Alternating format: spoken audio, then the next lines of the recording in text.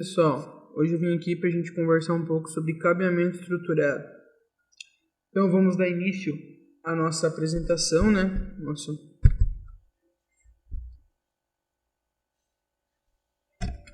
Cabeamento estruturado. Meu nome é Guilherme Rodrigues da Silva, né? Como vocês podem ver ali na nossa apresentação.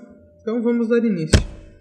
História de cabeamento estruturado. O cabeamento estruturado remonta à tecnologia das redes dos anos 80. Quando empresas de telecomunicação e computação como a DED, que criavam seus próprios sistemas de cabeamento proprietário, resolveram também remontar toda a tecnologia, né? Com isso, eles começaram a desenvolver todo esse sistema de cabeamento proprietário. Também teve outras empresas que desenvolveram a parte de cabeamento proprietário, como a AT&T, a DEC e a IBM. Então, essas foram uma das maiores empresas, né, que fizeram, no caso, e criaram o seu cabeamento proprietário. O cabeamento estruturado teve um grande progresso com a introdução do cabo par trançado. Nesse sentido, a criação das normas EIA, TIA e ISO ajudaram na padronização de cabos, conectores e procedimentos. Então, nos anos 90, o cabeamento estruturado teve um grande progresso com a introdução do cabo do par trançado, como a gente comentou, né? Então foi a criação do nosso cabo de par trançado, que é o que a gente mais conhece hoje em dia. Além de vias ópticas também, né? Que isso a gente vai comentar um pouco depois. Nesse sentido, a criação das normas EIA, TIA e ISO ajudaram na padronização de cabos, conectores e procedimentos. Então essa era a função. Essa era a função da EIA, TIA e ISO, padronizar, manter um padrão, que seja seguido no mundo todo. Um padrão que, se a gente mudasse de país, a gente seguiria o mesmo, o mesmo no Brasil, nos Estados Unidos seria o mesmo padrão. Essa foi a criação do EIA, do TIA e do ISO. Para isso eles servem para padronizar os cabos e conectores e procedimentos. Vamos dar sequência. Sistemas de cabeamento capazes de prover tráfego de gêneros de informação diferenciados dentro de um mesmo sistema em rede, levando até o usuário utilizarem um serviço de dados, voz e imagem, por meio de manobras de cabos no ponto de distribuição, sendo que seja necessário qualquer tipo de mudança no cabeamento horizontal já instalado. Então, o sistema de cabeamento, né, como foi comentado, ele é responsável, no caso, né? Ele pode depois da parte do cabeamento estruturado, ele pode passar dados, serviço de dados, né? Arquivos, voz, no caso, fazer videoconferência, reuniões através do Skype, que obviamente é também uma videoconferência, transmitir imagens da mesma forma como dados, arquivos, né? E sem ter necessidade de fazermos o quê? De fazermos a modificação no nosso cabeamento horizontal. A gente pode manter ele, entendeu?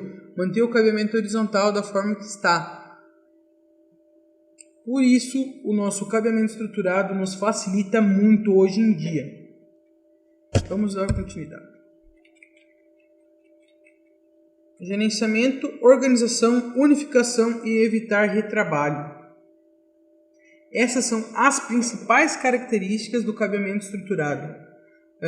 As que temos, estrutura que daria a utilização do cabeamento estruturado, a organização, que facilita quando ser necessária a manutenção da rede, centralizar todo o cabeamento e ter uma organização. Então, o gerenciamento, tudo que a gente vai gerenciar, no caso, vai ser em determinado local, através do nosso cabeamento estruturado. A nossa organização, a gente vai conseguir se achar dentro do nosso data center, porque vai ser todo organizado, né, com o cabeamento estruturado e também, né, dentro das normas.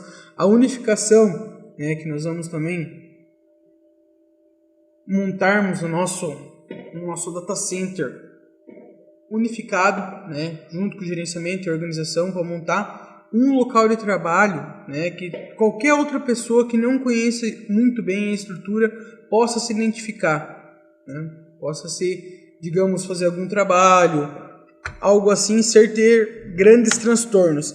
E evitar o retrabalho. O que é o evitar o retrabalho? O evitar o retrabalho é fazermos o nosso trabalho, né, em uma vez só. Quando vai pegar, faz de uma vez. Não fica dando volta ou enrolando. Ah, mas é mais prático, eu vou puxar um cabinho do meu switch para um patchport, daí eu não vou organizar porque dá muito serviço. Não dá muito serviço. Tá, pessoal? Não dá muito serviço. O que muda? O que a gente pode fazer? Vai lá e organiza. Isso se torna muito mais fácil depois. A gente não pode pensar para agora, a gente tem que pensar para depois. Então, tenta evitar o retrabalho ao máximo. Tá? A evolução do sistema permitiu que a central pudesse ser interligada a diversos tipos de rede, mantendo-se fixo o cabeamento horizontal e as tomadas sendo de múltiplos usos. Então, a gente pode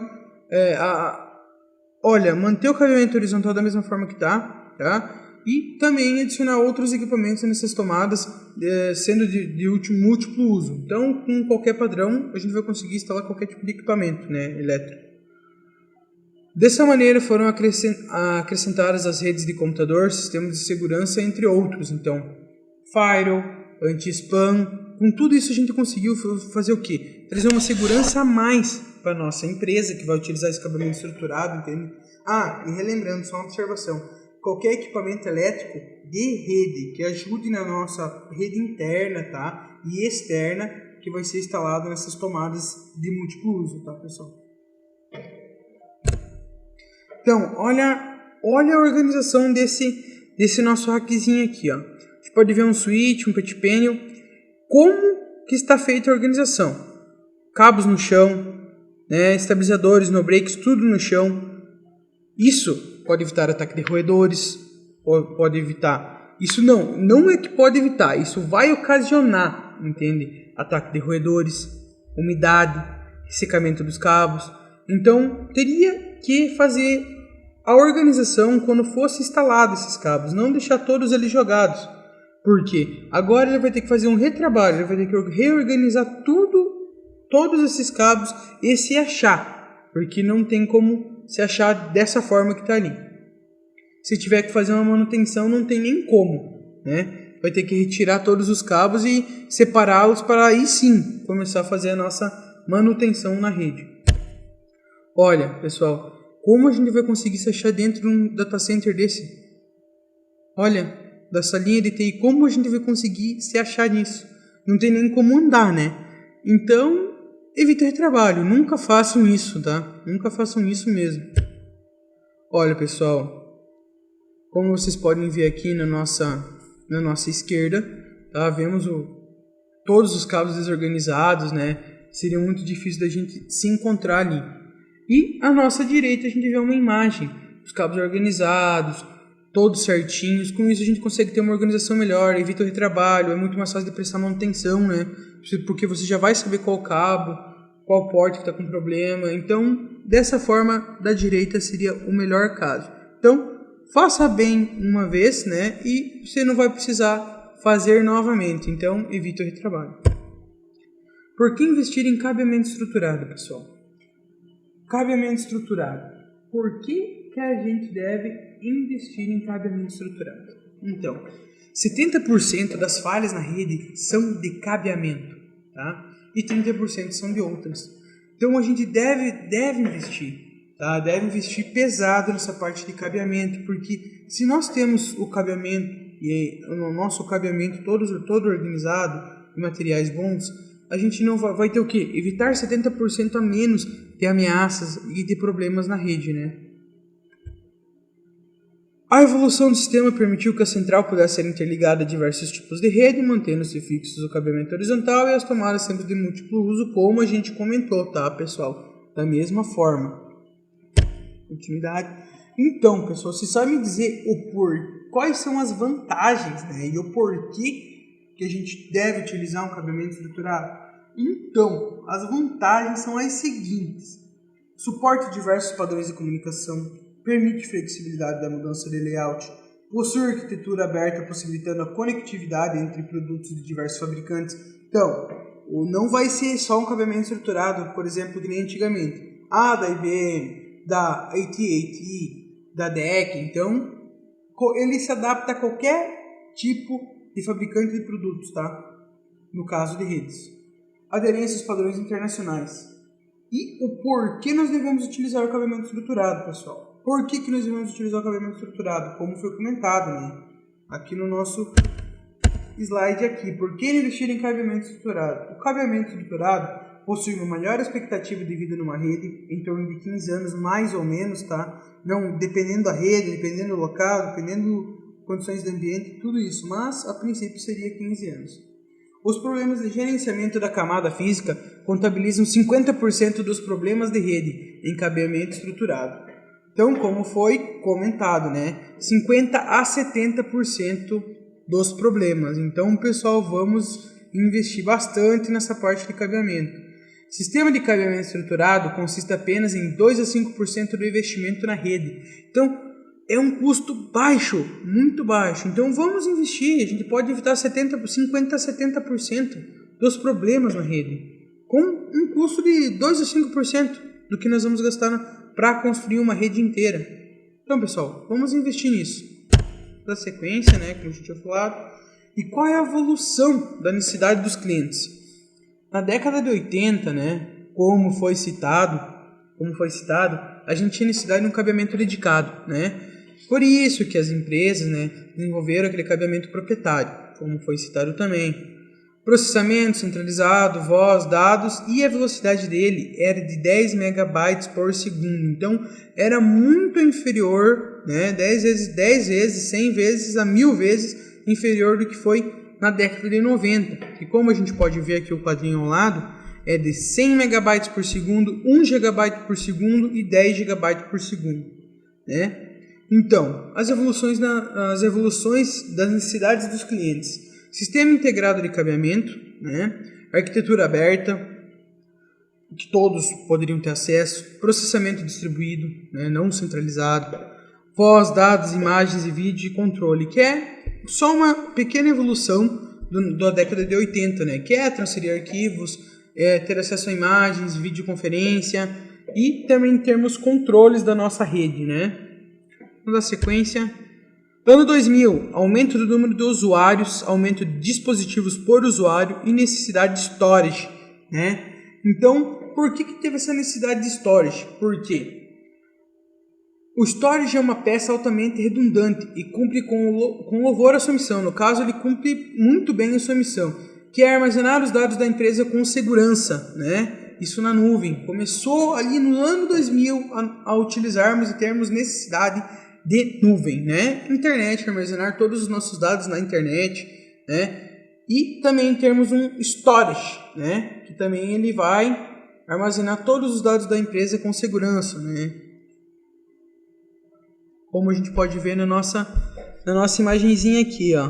O pessoal aqui nem rosto não tem mais, né? Tem um arroba e decolando com um notebook, com um laptop. Benefícios: suporte a diversos padrões de comunicação através de e-mail físico padronizado, permitir flexibilidade na mudança de layout através de interface e conexão padronizada, possuir arquitetura aberta possibilitando a conectividade entre produtos de diversos fabricantes, aderências ao padrão internacional, que como a gente comentou, a EIA e a ISO, que são os padrões, né, para o mundo inteiro, né, internacional e mundial também. Meios de transmissão, né? Quais são os meios de transmissão?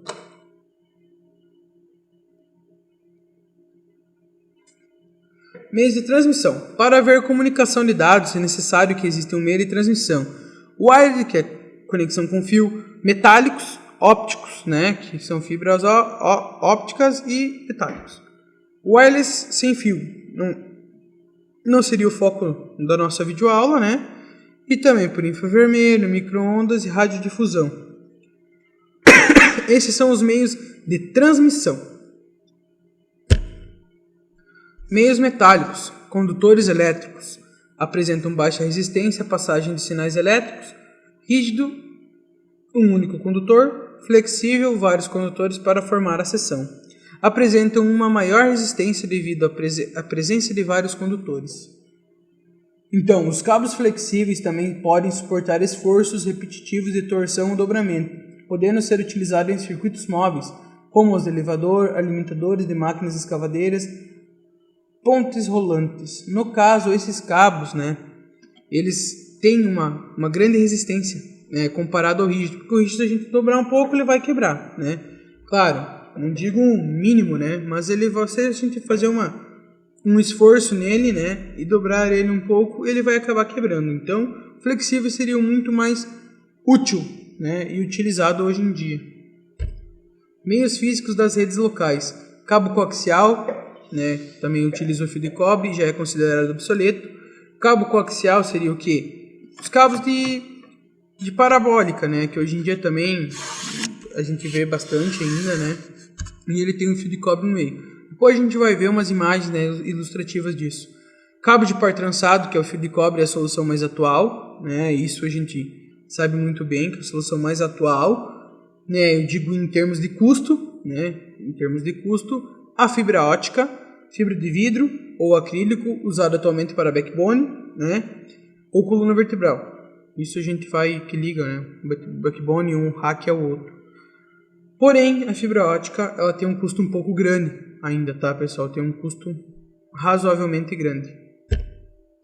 Então, surgiu com as TVs a cabo, o cabo coaxial, surgiu com as TVs a cabo, a largura de banda dele de 10 MB por segundo a 100 MB por segundo. Cabos TweetNet, que é o cabo mais fino, né, que é mais barato e mais fácil de trabalhar, mas também requer uma restrição, né, a cada pausa e traz toda a rede a um impasse, né? Isso é o problema, traz uma rede um pouco de impasse, né? E o TweetNet, né, que é um cabo grosso, que é o RG58, impedância 50 ohms, e o RG59 ou RG6, que é uma impedância 75 ohms. Conectores BNC, dados e tipo F imagens TV, que são os conectores, né, que conectam nos receptores da nossa televisão. Então, os cabos TweetNet ainda, pessoal, era popular para redes domésticas e de pequenas empresas. E o TweetNet não é mais utilizado em redes modernas, né? Ele não é mais utilizado porque hoje em dia já foi alterado por cabo de par trançado e rede ópticas. Então, velocidade de throughput, né, que é a velocidade dos nossos cabos, do nosso cabo de par trançado, que é de 10 a 100 MB por segundo, o custo dele é barato. Meios físicos e tamanho de conector, que é um conector médio, né, não é considerado grande, e o comprimento máximo do cabo, que chega o sinal, é de 500 metros. A partir disso, ele já tem ele tem perda. O revestimento dele externo é tipo um plástico, né? Depois ele tem uma blindagem de malha de cobre. Depois disso, ele vai ter um isolamento plástico, que é um plástico branco, e o nosso condutor de cobre, que é onde passa todo o nosso sinal. E o conector BNC, que é o que faz a comunicação entre o receptor e o nosso cabo até chegar em outra ponta. Como a gente pode ver, nossos cabos TweetNet e o TweetNet, né? Como vocês podem ver, tem a nossa capa plástica, a nossa malha, né, de proteção, mais uma proteção plástica e assim chegando no nosso cabo de cobre. Terminadores para cabo coaxial, como vocês podem ver, é desta forma os terminadores. E o cabo de par trançado surgiu com as linhas telefônicas e é mais antigo que o coaxial. Então o RJ11 ele surgiu com um RJ11, né, que é nas linhas telefônicas, e também eles usam os cabos, eles são em formas de espiral, trançados, tá? Que evitam também um pouco de imunidade. Conector RJ45, macho e fêmea. Cabo de par trançado ele tem duas tipagens, o UTP, que é um Shielded Twist Pair, sem blindagem, pares de fios trançados, mais material isolante. O STP, que é o Shielded Twist Pair, que com blindagem de pares de fios trançados, mais material isolante, malha externa metálica e necessidade de aterramento. Ele tem essa necessidade de aterramento por causa dessa parte do material isolante, no caso, tem um material isolante que é a malha externa metálica. Por isso ele também tem a necessidade de ser aterrado, de ter um aterramento. E essa blindagem ajuda o quê? A não sofrer interferências de eletricidade, e com isso causando uma causando, né, no caso, digamos assim,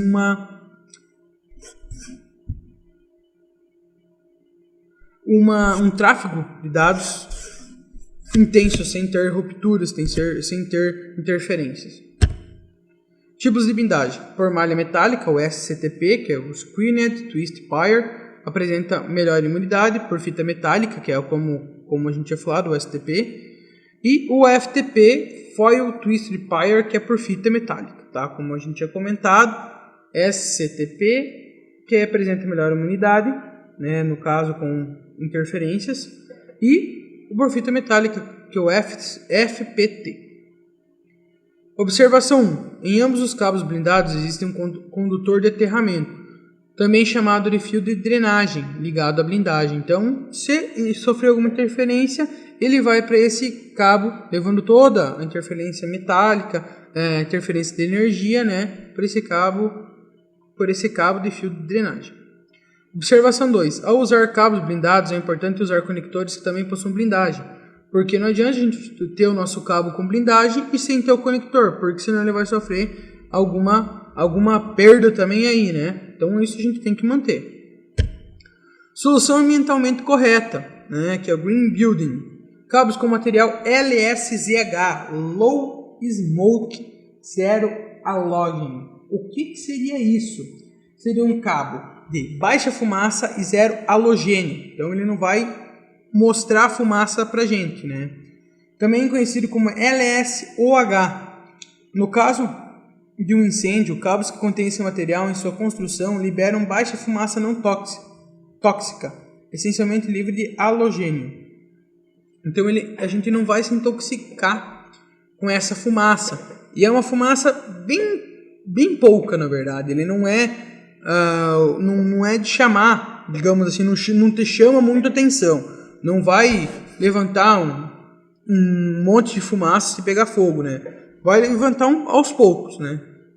Programa de certificação LEED, Green Building Council.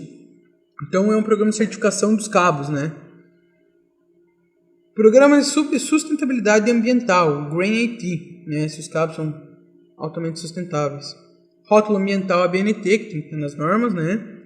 Produtos atendendo a diretiva RoHS. O que é o RoHS? Restriction of Certain Hazardous Substances. Restrição de certas substâncias perigosas. É uma diretiva europeia. Não é lei ainda, mas que proíbe que certas substâncias perigosas sejam usadas em processo de fabricação de produtos. Então, essa é a solução ambiental correta. Porque se nós tivéssemos um cabo que ocasionasse que utilizasse substâncias perigosas, né, iam causar danos, obviamente, ao ser humano ou animais, ao meio ambiente. Então, com isso, o RoHS não é lei ainda, mas é uma diretiva, né, no caso, é um produto atendendo a diretiva, né, ele segue esse padrão para passar no Green Building, né, que seria a solução ambientalmente correta para os cabos. Cabo de par trançado, né, como a gente pode ver, tem a capa, tem a nossa blindagem, tem a outra blindagem de folha metálica, né, e os nossos pares trançados. A velocidade de throughput dele é de 10 a 100 MB por segundo, o custo dele é moderado, basicamente quase o mesmo que o coaxial. Meios físicos e tamanho de conector, médio e grande. Comprimento máximo de cabo a 100 metros. Então, passando dos 100 metros, ele não conecta mais, ele não tem mais sinal, não tem mais envio de pacotes. Ele perde. SCTP, par trançado e isolado. Então, tem um revestimento externo, né, que seria um plástico. A blindagem externa, que seria essa malha. E também depois o nosso cabo de par trançado e o nosso isolante em plástico com código de cores, né? Verde, branco, verde, branco, laranja, branco, azul, branco, marrom. Então, a velocidade de throughput dele é de 10 a 100 MB por segundo, o custo dele é moderado, né? Tem conectores também de médio e grande porte e comprimento máximo do cabo a 100 metros, que é o comprimento que ele chega aos pulsos, né, as nossas requisições, os nossos dados, sem perdas de pacote. Cabo de porta trançado não blindado, o revestimento dele é externo, ele não tem aquela malha de proteção, como vocês podem ver. E o nosso cabo de par trançado, que também tem um isolamento em plástico com código de cores. Velocidade de throughput dele de 10 ou 100 ou até 1000 megabytes por segundo, dependendo da qualidade e categoria do cabo, né? Isso a gente não vai ver hoje, mas ele tudo depende da qualidade do cabo, né? E da categoria. Isso ele pode ter essa pequena diferença dos outros. Custo médio por nó, o mais econômico. Meios físicos e tamanho do conector são pequenos. E o comprimento máximo do cabo, que é de 100 metros, que é comum os outros. Cabos multipares. O cabo par trançado mais usado é o de 4 pares, mas existem os cabos de 25, 50 e 100 pares. É comum o uso de cabos de 50 pares em sistema de cabeamento estruturado. Esses cabos são usados nos chamados backbones de cabeamento e facilitam a passagem de cabos entre pontos de distribuição. Ao invés de se preocupar com a passagem de vários cabos de 4 pares, o instalador se preocupa com a passagem de alguns cabos multipares. Por quê? Porque isso ele vai economizar o quê? Ele passa um cabo só multipar, ele consegue fazer 8, 10 ponteiras, né? E senão ele teria que passar 8 cabos. Isso ele consegue o quê? Uma melhor organização com esses cabos multipares. Essa é uma figura de um cabo multipar. Como vocês podem ver, ele tem vários outros isolamentos também, né? Como a gente pode ver aqui, ele tem vários outros pares trançados e isolamentos em plástico, né? Com código de cores, como vocês podem ver. E, pessoal, seria isso por hoje, né? Eu espero que eu tenha ajudado um pouco vocês. E até mais!